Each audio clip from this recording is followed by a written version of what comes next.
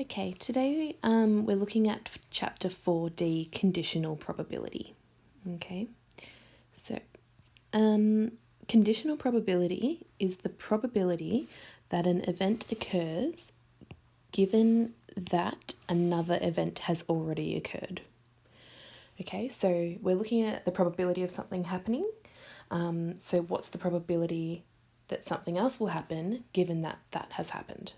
Okay, it's all a bit of a tongue twister, but you'll get it. Okay, so just one more time. So conditional probability, reading this definition, is the probability that an event occurs given that an event has already happened. Okay, so a couple of things to note. So you need to be writing this down in your books. The probability of event A, so just reading this dot point here. The probability of event A, okay, so this, we're not using a real life example, we're just using event A and B. The probability of A occurring, given that event B has occurred, is denoted by this. So this is how we write this whole sentence. Okay, the whole sentence there is written like this. If I saw this, I would say the probability of A given that B has happened. That's how I read that, which is the next part, the probability of A given that B has happened. Okay, so what we can do is, looking at our Venn diagrams or our two-way tables, we can use the information from that to help us find the conditional probability. Okay, think of the word conditional like there's a condition, there's an expectation first. So this one, probability of A given B, okay, which the same as here. So to find it, what you need to do is find the number of elements in A intersect B. Okay, remember that A intersect B, that means what is in both. That's what that means. Okay. So I'm going to write another one in both A and B. And then you divide it by the number of elements in B. Okay, so it's the number of elements, whatever's in the second part. Okay, so down here, see how we've got a B there? That means we divide it by the number of B.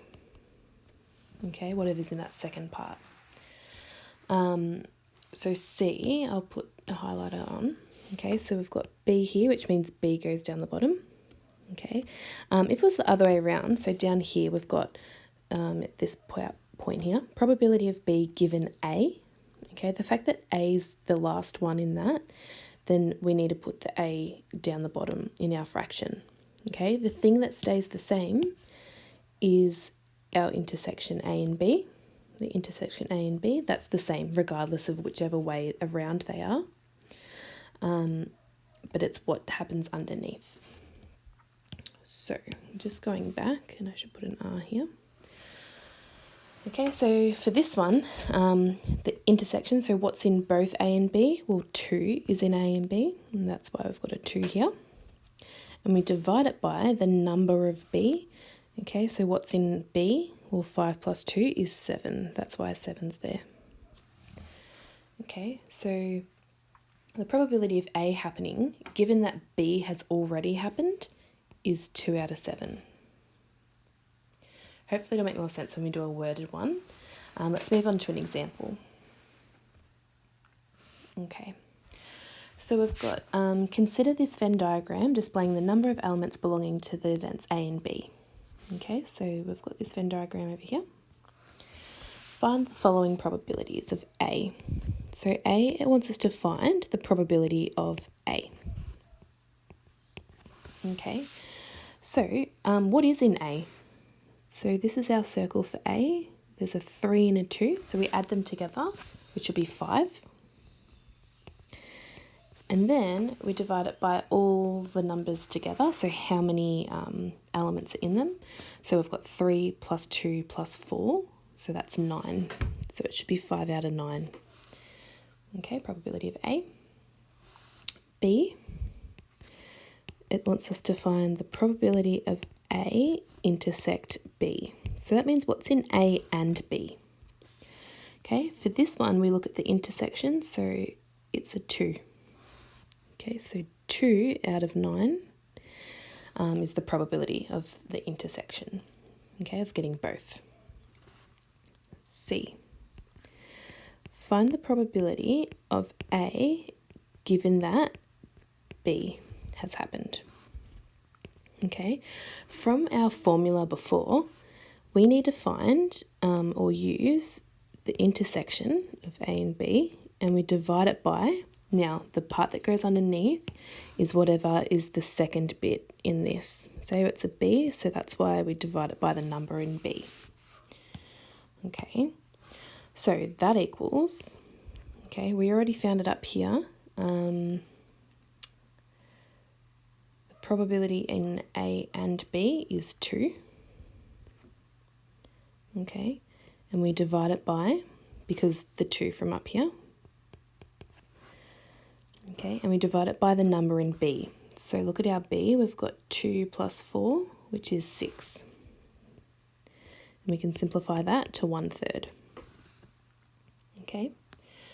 Now the next one is that swapped around. So the probability of B given that A has already happened. So this doesn't change. We still needed to use the intersection of A and B. Okay, but now we divide it by whatever's the second bit. So we divide it by the number in A. So the intersection, we know that that's 2, and A, we already looked at that before, okay, is 5. There's 5 in there, so it's 2/5. That's the answer to that one. And just moving along, we've got one worded problem that will help.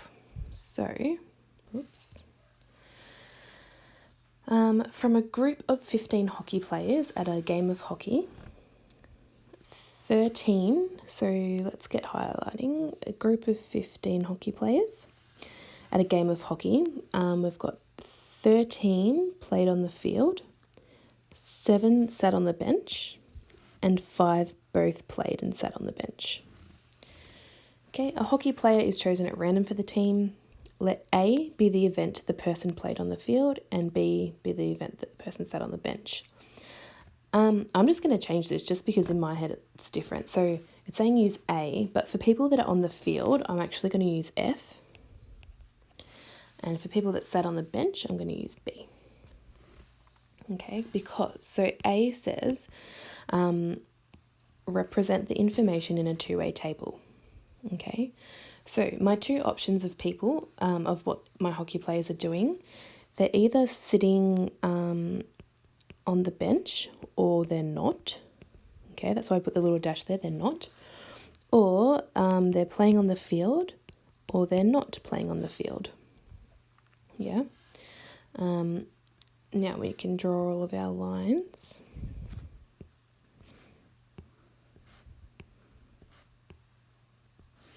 And we need to fill in the numbers. Okay. So let's just use we'll use black. Okay. Now I like to use the intersection first. So here we've got 5 both played and sat on the bench. So my 5's going to go here because yeah, they both sat on the bench and they fielded. So 5 of them did both. I've got 13 played on the field. So in total, 13 people played on the field. Okay, so remember our totals go out here. So that should be 13. And 7 sat on the bench. So in total in the game, 7 of my players sat on the bench in total. So in total, 7 sat on the bench. Okay, so we should now be able to fill this out a little bit. So we've got 5 plus something equals 13. So that's going to be 8. Okay, filling this column, 5 plus something equals 7. So that one's going to be 2. Now we need to find what goes, oops, where's my, here we go. What goes here? Neither the bench nor the football field. So we need to remember from one of my last videos, the numbers in here need to add up to the total amount of players. Yeah, and the total number of players was 15. So we need to add them all up.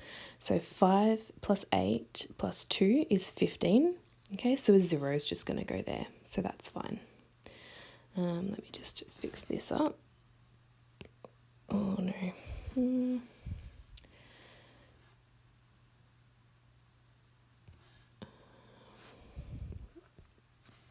That's right, we'll just have to draw over it. Okay, so 0 goes here. So we can fill out this. 2 plus 0 is 2. 8 plus 0 is 8. So that means 15. So that's really good. That's our two-way table. B is find the probability that the person only sat on the bench. Okay, so finding the probability of somebody sitting on the bench only. Okay, so that equals, I'll put it down here. So looking at our thingy, we're looking at here, so we're looking at somebody that goes on the bench, and the bench only, so that means they don't field at all. Okay, so this means they don't field. So 2 people sat on the bench only. 2 out of 15. Yeah. And the next one, so C, find the probability that the person sat on the bench given that they played on the field. Okay, find the probability that the person sat on the bench given that they played in the field. Okay, that given that will tell you that this is a conditional probability question. So that equals, we're going to have to find the intersection of the bench and the field and divide it by the total number of the field. So that equals the intersection, okay, over here is 5. 5 people sat on both the bench and the field, and divide it by the total number of people that fielded, which is 13. Yeah. And D, whoops, not very good at this, am I? Find the probability that the person played on the field given that they sat on the bench. So the probability that they played on the field given that they sat on the bench.